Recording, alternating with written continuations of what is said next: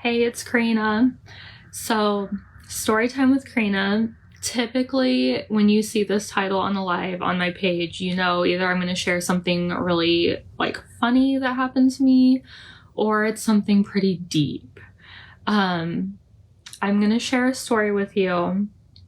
It is a what God is doing in my life kind of story. It might be a little lengthy, actually. So if you have time and you want to listen to the whole thing, great. If you want to just, I don't know. I didn't really plan it out, so just bear with me. But I am going through a transition, as is my family. It's good though. I feel peaceful about it.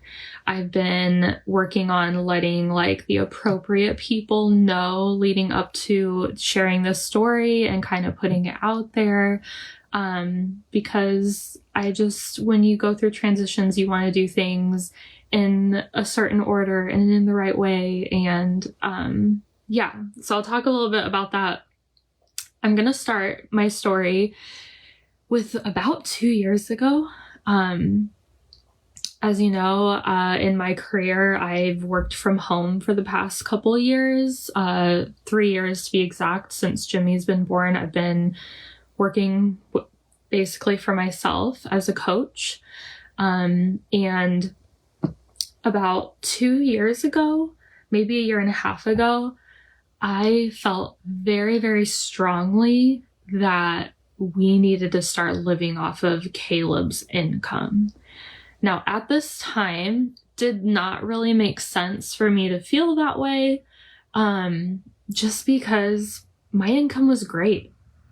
My income was more than my husband's. And so for me to I just remember I just kept telling Caleb, babe, we got to learn how to live off your income. Babe, we got to learn how to live off of your income. And I knew where it was coming from, but I didn't know why. And so when I say knew where it was coming from, one of the ways that God speaks to me is through knowing. Basically what that means is when all of a sudden I feel like I know something and it doesn't make sense how I would know it, and there's no proof behind it, I have learned that is the way God speaks to me. So because I felt this so strongly, I knew that he was asking us to learn how to live off of my husband's income. And so we took action on this. Caleb was on board. He's okay. And so basically what we did was we closed down one bank account. We opened up another one, switched banks completely, just reorganized all of our money pretty much. Made it so basically all of his income went to this bank account and all of our bills were being paid out of this bank account. And so things that I was covering, we actually moved those bills into that bank account, and he started covering expenses, bills, and things like that previously I had been covering for our family.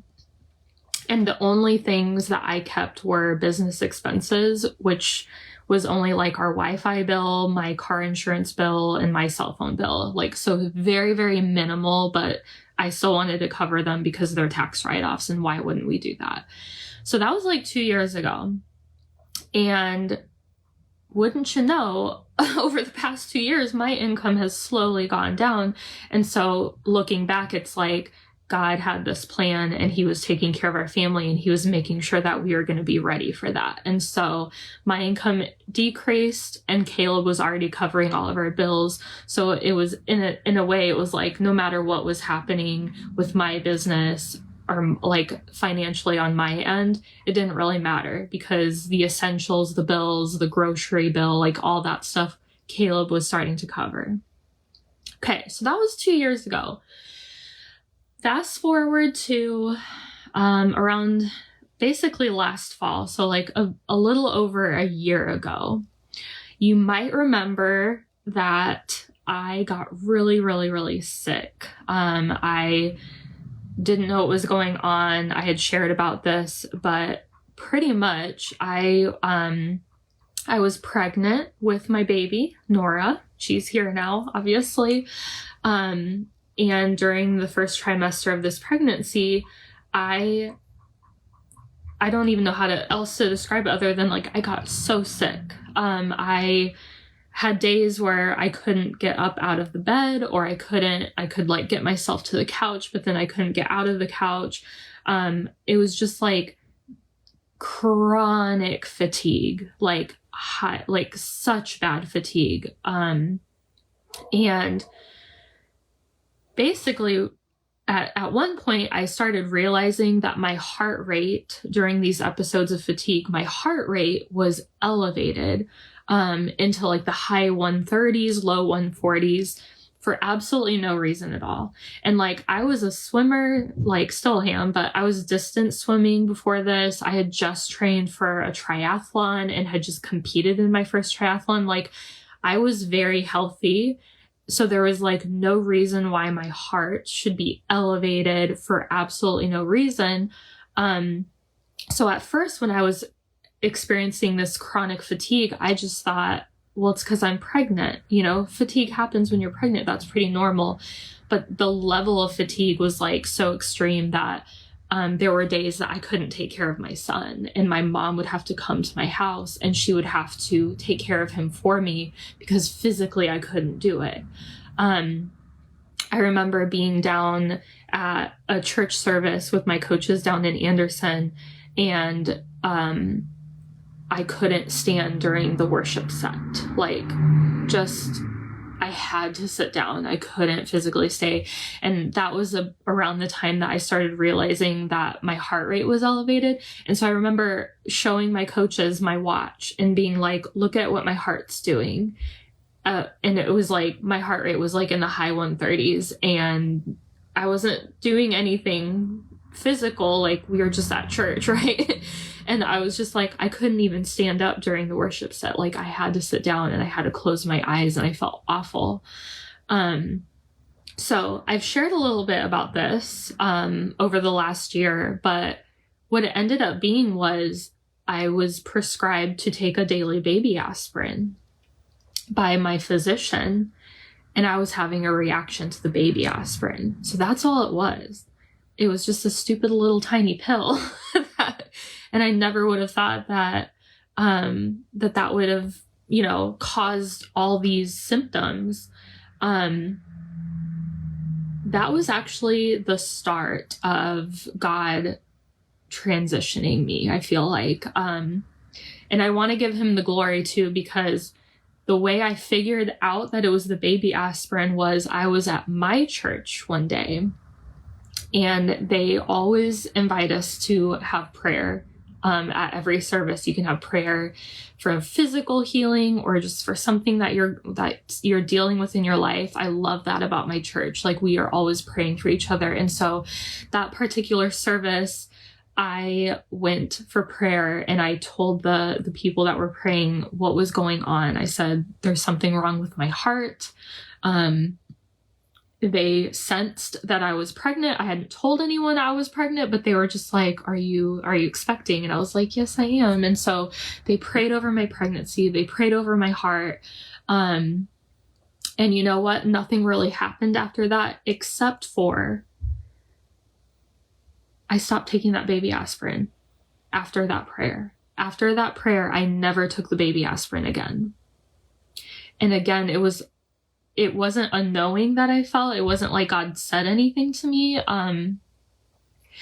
It was almost like he made me forget about it. Like, I just suddenly stopped taking it for absolutely no reason at all. And then I think it took about a week or two after, but then I realized, you know, my symptoms were gone. My heart was fine. I wasn't chronically fatigued anymore. I could take care of Jimmy again. I was feeling so much better. And then I realized it. I was like, I have not taken my baby aspirin. And then I just knew that's what it was. So now looking back to that moment, when I was feeling sick, I couldn't work. And work has always been something that's been like really high priority in my life. Like I enjoy working. I enjoy working for myself. I enjoy creating. I enjoy the times that I could be in my office. Those were like my favorite days of the week. And when I was sick, I could not physically work. And so I had stopped working my business, and I really felt like God was telling me to slow down, pretty much. And I don't know if he was trying to tell me to slow down and I just wasn't getting the message, but he forced me to slow down by having this reaction to this baby aspirin. I feel like God was like, stop, Karina, stop. And I had to stop because physically I couldn't keep working. And I feel like in that time, I just started really paying attention. I was really paying attention. What, God, what are you doing? What are you telling me? What do you want me to do? And so I did start working my business again once I felt better, but I never ever returned to working at the same capacity or at the same level that I ever had before. I feel like I was obedient to that feeling that I was supposed to slow down. And so I did. And through this, there was a lot of prayer for provision. I was like, God, my income's been going down. Now you don't want me to work as hard. My income's going to go down more. You need to provide for us. God, provide for us. Every single day I was praying and asking God for provision. Okay. So I'm going to share some really cool stories about how God did provide for our family during this time. Because I work for myself, and my husband works for an Amish company. So that means we don't have traditional insurance. That means we pay for our health insurance out of pocket. Okay.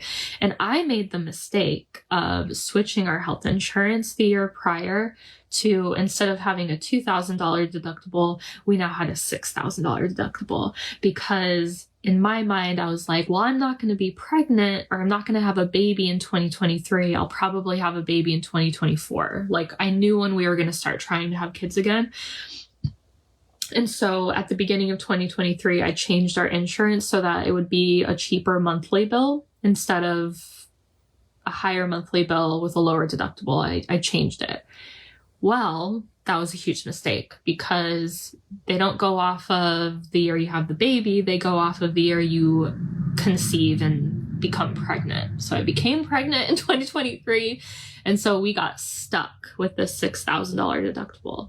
So for my pregnancy, we had to pay the first $6,000 before my insurance would cover anything else. Big mistake. Learn from my mistake. Do not do that.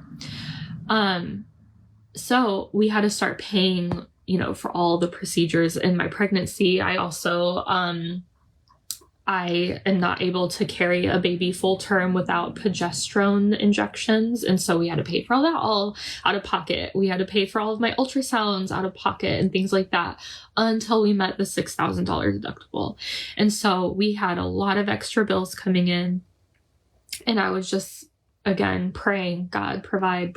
And I would ask him, if I'm going to work less, you need to provide me some clients, bring me people that I can help. And he did. The amount of people that I was working with and the amount of new people that I was assisting every single month didn't change. So that was pretty cool to see. He truly did provide the people who I could help, or I needed to help, or needed my help, however you want to say it. That was so cool to see that, like, God was like, you can work less, you can strive less, and I will provide the people. He did that. And that was really cool. Okay. So by God's provision, we were able to pay that first $6,000 deductible. and I paid the birthing center fee. I paid for all of the prenatal care fees and things like that. And that was all covered. Well, if you remember, my baby ended up in the NICU. So Nora was born in April. So we're fast forwarding all the way to April. And she had something called PPHN. Oh, do I remember what it stands for? Persistent pulmonary hypertension in newborns. That is what Nora had. That's why she ended up in the NICU. And so new human, new year, new $6,000 deductible. So when Nora went to the hospital, we knew that we had another $6,000 to pay out of pocket, and we didn't have it. And so again, we're praying, God, provision, God, provide, God, like, where are we going to get this money? We're going to have tons of hospital bills for Nora.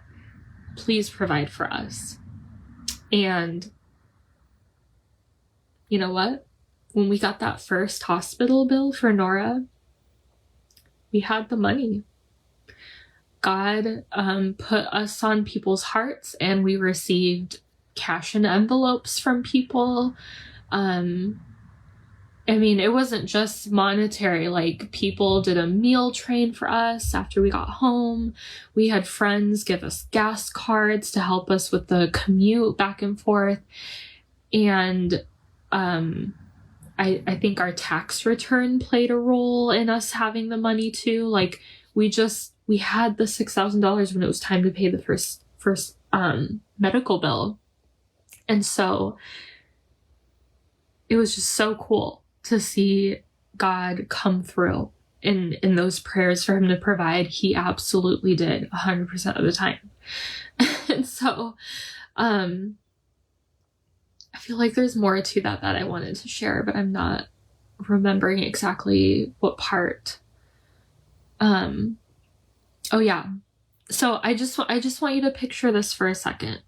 So I became pregnant, and then we had to start paying on like my pregnancy. We had to start paying that in November, and then Nora was born in April. So with the $6,000 deductible for my pregnancy, and then the $6,000 deductible for Nora being born and going to the NICU, guys, that's $12,000 in about 6 months. That's paying an extra $2,000 every single month out of our pockets just for medical bills. So I just want to that's how much God provided for us. That's how much he showed up. That's crazy. There's no way on paper that we had an extra $2,000 to just throw at medical bills, but somehow, which the somehow is God, God provided all of that for us. He took care of our family. And when, he tells us to test him. So when he's asking me to slow down and stop working and live off of your husband's income, and yes, I was obedient to all of that, but I asked him in return to provide for us, and he did. So that's the cool part of this story, is just how God has been taking care of my family, how he's shown up for us, how he has answered these prayers. Okay, so next part of the story. I have my baby. She's here.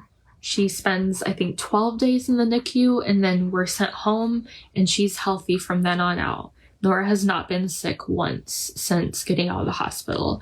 And in fact, she wasn't really sick in the hospital. She just couldn't get enough oxygen to circulate her system. So she just really needed to be on oxygen during that time in the NICU. After I came home from the hospital, I gave myself a 6-week maternity leave that I prepared my clients for, and they knew that I wasn't going to be supporting them for 6 weeks. And actually my health coach supported them during that time because she's an amazing person. However, when I came back from my maternity leave, it wasn't just that I felt God was asking me to slow down anymore. I felt like I wasn't supposed to be working anymore. Like, I truly felt like if I had the opportunity to run up to my office and work at all, like work my business, it almost felt like I wasn't supposed to do that. And I wrestled with this. I wrestled with it all summer, until the early fall, when I feel like I started getting more clarity on what he was asking me to do. And that's the part of the transition that I'm getting to. So all summer I feel like I'm not supposed to work at all. And so I'm saying the same prayer I've been saying for almost a year. God, you provide. God, you provide the clients then. If you don't want me to work, you provide the clients. And you know what? I still was working with new people all summer. He still was sending me people to help in their health journeys. And so I was like, all right, well, honestly, this is kind of nice. I don't have to work, and then people still reach out to me, and I'm still able to, like, you know, keep my income not, you know, at the same level that it had been, basically. And so I was just like, all right, God, this is kind of cool. Like, yeah, sure, I'll work less. You keep providing the people, and this is just going to be great. That's not what God's plan was. Okay, so getting to this part of the story. So this is like early fall. This was just a couple of months ago. Some mentors or people that I really highly look up to were making these announcements that they were going to be making a shift and doing something new. So these were health coaches in the same business that I was in, and they were making a shift to something new. And you know what? These people had really big businesses, and they made a really, really good income. And I was like, what in the world are they switching to? Like, what is enticing them to leave these big incomes and go do something else? So I got curious. And so I asked one of them. I was like, hey, what is it that what are you doing? And the person that I asked she is just so, she's just a really integrous person. And so she asked me to sign like a non-solicitation, because she wanted to make it clear that she was not soliciting me and that I reached out to her. And I was like, yeah, I'll sign it. I did reach out to you. Yeah, makes sense. So I did that. And then she openly told me what it was. And so when I heard about it, I got really, really excited. I got really, really excited. And I went and told Caleb. But the first question that I had asked her was, can I do both? Meaning, can I do my current business, and can I also do this new thing that you're doing too? And I already knew the answer to this question. She said, no, you can't do both. And so, you know, in my logical mind, my business is something I've grown over the last 8 years. I've been doing it for 8 years. I'm really good at it. And my logical mind was like, well, then I'm not going to do this new thing. Because who walks away from 8 years of building something? But then after that, continued to feel like I wasn't supposed to work. And then I started getting anxiety, because I knew God was doing something. I just wasn't quite sure what it was. And so I was like, all right, God, you've asked me to slow down. I've done that. I've asked you to provide. You've done that. I feel like you're continually telling me that I'm not supposed to be doing this anymore. I'm not supposed to be working. Okay, I haven't been working. Why did I get so excited about this other thing? Okay, there's that. Is there something to that? Because after I had that conversation with her, I just couldn't shake it. I was like, no, nobody's going to walk away from something they've worked and built for 8 years, but she did. And some other people are too. Like, I don't know. I was just, it was like confusion. I felt anxious about it. And then I started to feel like God was asking me, basically to walk away from my business. And I really wrestled with that, because I was like, no, God, that you're not asking me to do that. Like, I'm okay with you asking me not to work, but you're not asking me to walk away. Like, couldn't shake it. Anxious, lots of stress. I'm chewing up my fingers, because that's how stress shows up in me. Like, it's very physical. So then I said this prayer. I said, God, if that's what you're asking me to do, you can't just tell me. You have to tell my husband too. You have to confirm that in my husband. So I go to Caleb and I tell him, hey, the renewal for my business is up at the end of November. And I feel like I want to do this other new thing. I'm not sure what God's asking me to do. I think I know what he's asking me to do, but I've prayed and I've asked him to tell you. And so Caleb says, okay. This is another cool God story that I'm about to share with you. So Caleb does pray. This was probably like a couple days after I said something to him. And my husband hears from God differently than I hear from God. So I hear from God in like this really strong knowing. Like I don't hear a voice, nothing like that. But like I just feel like I know something. Like I knew he was asking me not to work. I knew he was asking me to slow down. I knew, if you were here at the very beginning of this live, I mentioned that like I knew he had asked me to switch our finances so they were completely living off of Caleb's income. Like I just knew that those were things that I was supposed to do, and I acted on it. Caleb is a feeler, so he feels. And I'm not really sure exactly how to explain this, but I wish he was here because I would love for me to just like pan the camera over to him and be like, you share this part of the story. Because everyone we've told, he's been with me and he's shared this part of the story. So I'm gonna share this part. So Caleb gets super specific with God. Super specific. I wasn't getting this specific, but he asks God, is Karina supposed to stop doing her current business and pursue this new opportunity? And he said that when he asked that question, he felt like tingling all up and down his spine. So this is what I mean when I say like Caleb hears from God in a way that he feels. He could feel that sensation in his spine. And he took that as he was getting a yes confirmation. Yes. Okay. This is where Caleb gets super specific with God, and I wasn't going to do this because anyways, okay, I'll just keep going. So then he asks God, is Karina supposed to not renew her coaching business next month and basically let it completely go? When I say let it go, I mean let it go. No income. Income is gone. Let it go. And he said, again, he got tingles all up and down his spine. So that's what Caleb felt God was saying to him. So he comes to me and he says, so I prayed, and he explained it to me the same way I just did to you.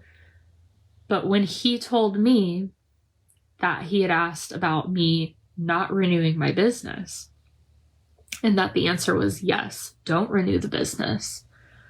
Oh my gosh. I was like, there's no way. There's no way. No. Because I still cover, I said that we were living off of his income for bills, but I still cover some things. And if Caleb's income had to cover those things, oh my gosh, like our budget's already tight. And I'm like, how's that going to work? How's that going to work? Like, you know what though? The thing is that even though that wasn't the answer I was expecting, and letting go of my business completely was not on my radar at all, as soon as Caleb said that to me, all of my anxiety went away. It was gone.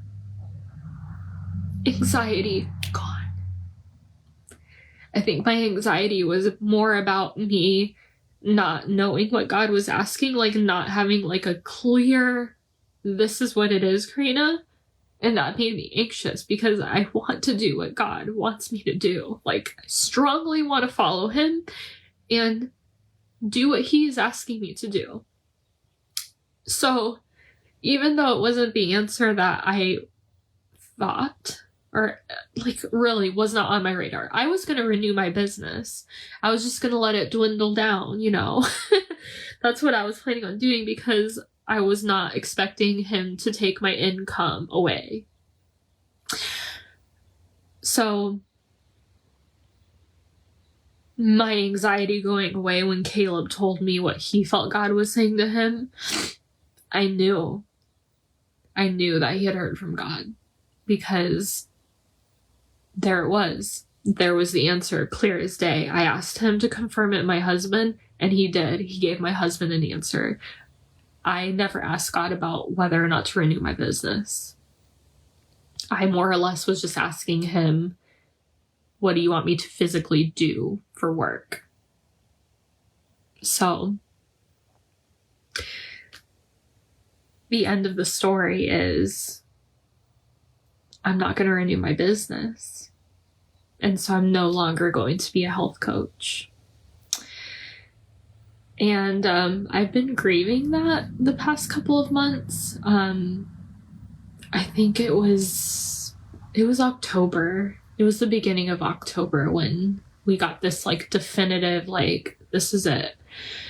So I guess it's only been a month, but I let my clients know.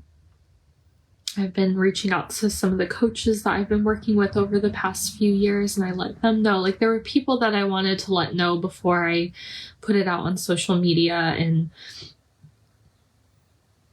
anyways, we had gotten these confirmations in ourselves, but we still wanted to seek wise counsel, which is a biblical thing to do. So we, once Caleb said that was what he heard from God, I said, all right. I reached out to my pastor's wife and I asked her to meet with us. And our pastor did too. So we set that meeting up, and then we set another meeting up with one of the elders from our church that we respect so much. And for whatever reason, both of those meetings couldn't happen that week. We had to wait another week before we could meet with them. And like, I was looking for more confirmation because I was like, God, like, I know my anxiety went away, but like, you're not really taking my income completely, right? Like, I don't think that's really what you're doing.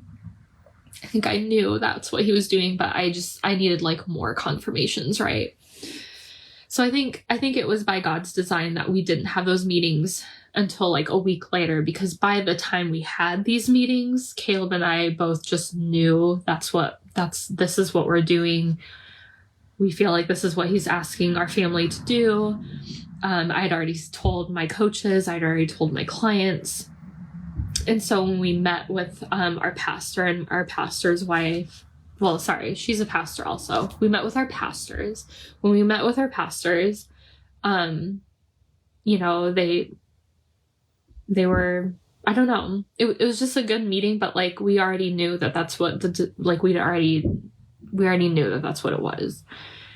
And then when we met with our friend that's an elder in the church, he kind of like did the same. He just kind of confirmed that. He was just like, yeah, I do believe that you guys have heard from God, and like, this is what you guys need to do. And so, you know, I think that, with the prayers for provision and God just showing up so powerfully in our lives to cover all the medical expenses for my pregnancy and then again for Nora.